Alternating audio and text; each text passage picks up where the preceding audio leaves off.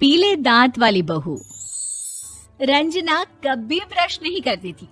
उसे कितनी बार उसके माँ बाप ने डांटा, लेकिन उसका कोई असर उस पर होता ही नहीं था, जिस कारण से उसके दांत पीले पीले हो जाते हैं। शादी के बाद अरे बहू, वैसे तो तुझ में कोई कमी नहीं है, पर तेरे दांत इतने पीले कैसे हैं बेटा? कैसे मतलब? कोई सर्जरी थोड़ी ना कराई है। वो तो क्या नाम, मैं ब्रश नहीं करती थी तो पीले हो गए। अब क्या करूं? आप कहें तो लाल करवा लूं या फिर काले? यार ये क्या है, क्यों माँ से लड़ रही हो? लड़ रही हूँ? अरे मैं लड़ रही हूँ या ये बोल रही है कि दांत पीले हैं, पीले। अरे तपस्या थोड़ी ना की है इन्हें पीले करने के लिए। बकायदा ब्रश नहीं किया है 20 साल तक, तब जाकर। छी, कैसी बात कर रही हो? ये उस वक्त तो पीले नहीं थे जब हम लोग तुम्हें देखने आए थे। अरे तब साफ करवा लिया होगा डेंटिस्ट के पास जाकर। अब देखो कैसे पीले पीले लग रहे हैं। रंजना सास की तरफ गुस्से से देखती है। फिर शुरू हो गई पीले पीले पीले। अरे पीले तो तब भी थे जब मेरे हाथ का रसगुल्ला उड़ा उड़ा कर खा रही थी और बोल रही थी, लड़की नहीं गुणों का खजाना दे रहे भाई साहब आप। खैर, अब वो लोग करते भी तो क्या करते, पीले दांत वाली बहू पल्ले पड़ी थी तो झेलना तो था ही। एक दिन कीर्तन में रंजना गाना गा रही थी। अरे कमला बहन, माँ का द्वार है, यहाँ तो सब शुद्ध होकर आते हैं, फिर अपनी बहू को ब्रश भी नहीं करवाती तुम। दूर से पीले पीले दांत भक्ति में बाधा उत्पन्न कर रहे हैं। अरे कोई 2 साल के बच्चे थोड़ी ना लेकर आई हूँ मैं बहू बनाकर। अच्छी खासी लड़की है, अरे कैसे करवाऊं ब्रश?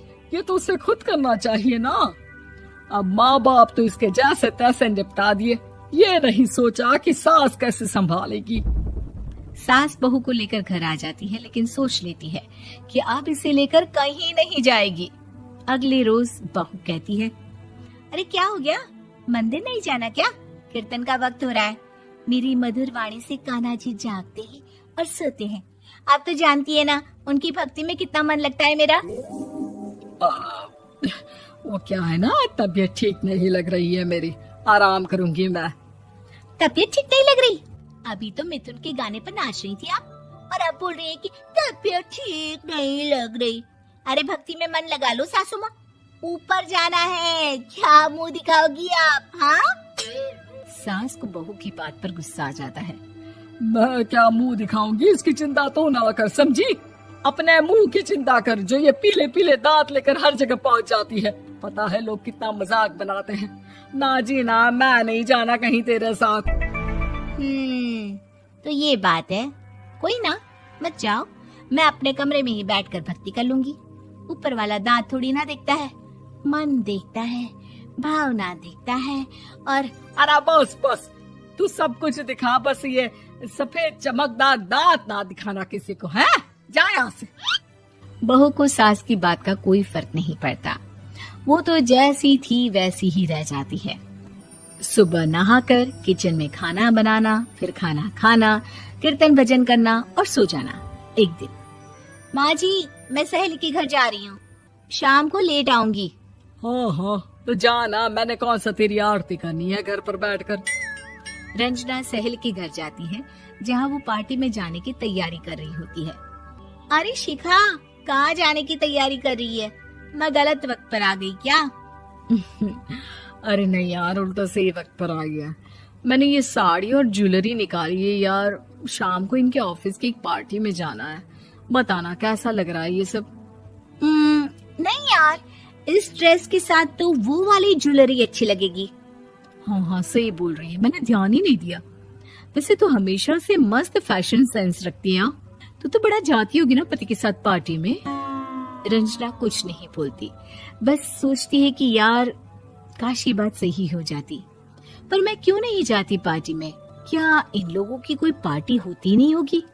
रंजना घर आती है और रात में पति से सवाल करती है, एक बात बताइए, आप मुझे किसी पार्टी में क्यों नहीं ले जाते? क्या आपके यहाँ ऑफिस में पार्टी नहीं होती? पति बेचारा क्या कहता कि दांत पीले हैं तुम्हारे इसलिए।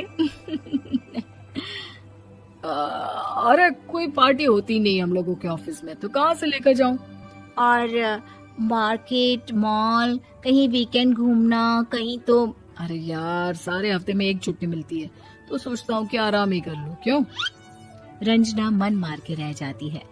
पहले कभी सास के साथ मंदिर जाया करती थी, लेकिन वो भी सास ने ले जाना बंद कर दिया। घर बैठी बैठी रंजना बोर हो जाती है। तभी उसे आइडिया आता है और वो मायके जाने का सोचती है। सासू माँ, 2 दिनों के लिए मम्मी के घर जा रही हूँ। अच्छा अच्छा ठीक है, आराम से जा। और हाँ, माँ से कुछ अच्छी आदत सीख कर आना कि कैसे शरीर के हर भाग की तरह दांतों की सफाई भी जरूरी होती है, समझी? शुरू हो गई ना आप। वो लोग आपकी तरह नहीं है कि छोटी छोटी बात का बतंगड़ बना दे। उन लोगों के लिए मैं मायने रखती हूँ, ना कि मेरे पीले पीले दांत।